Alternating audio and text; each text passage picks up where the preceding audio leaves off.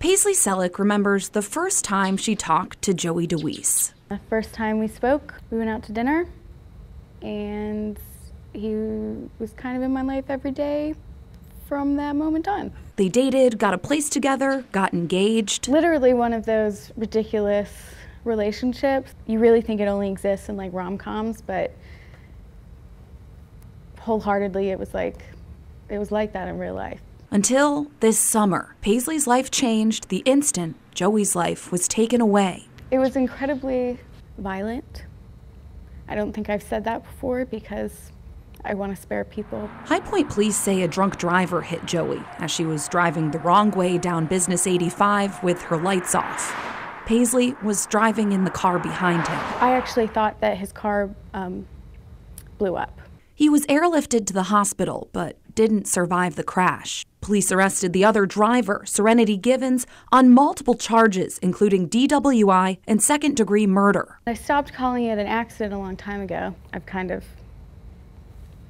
taken that out of my vocabulary since Serenity, drunk or not, chose to get in her car that night. But what's frustrating to Paisley and so many of Joey's family and friends is that the driver is in a position where she could make that alleged choice again. When police arrested Givens, she was taken to jail and a bond was set at $750,000. But a few weeks later, a judge reduced it to $150,000. Givens posted bond and got out under the condition she not drive a car again. She's an obvious threat to the public. Like, how better do you prove that than murdering somebody out of negligence? What's worse is that Givens has been convicted of drunk driving before. In fact, she had a suspended license and wasn't supposed to be driving the night police say she crashed into Joey's car.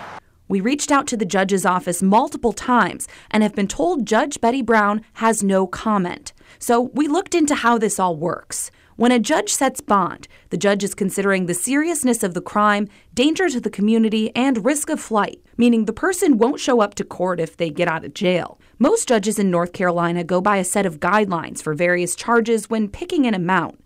Judges can choose to reduce or raise them at their discretion, and they don't have to say why. But I'm almost nervous to hear an answer because I still don't think it'll be good enough. The hashtag Justice for Joey came from that decision, a push to hopefully get the judge to reconsider or push the judge off the bench. But as the punches keep coming, Joey's friends and family keep rolling.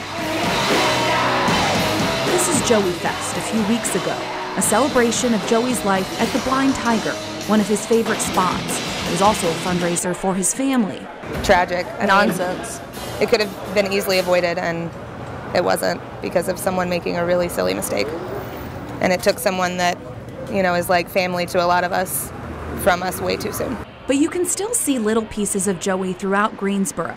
The signs, the billboards, the murals, the art, all a tribute to Joey, but a sobering plea for others. Usually the drunk person isn't the one who loses their life. It's the innocent people involved. There's no sense to make of it, so no other community needs to be turned upside down. Just think twice.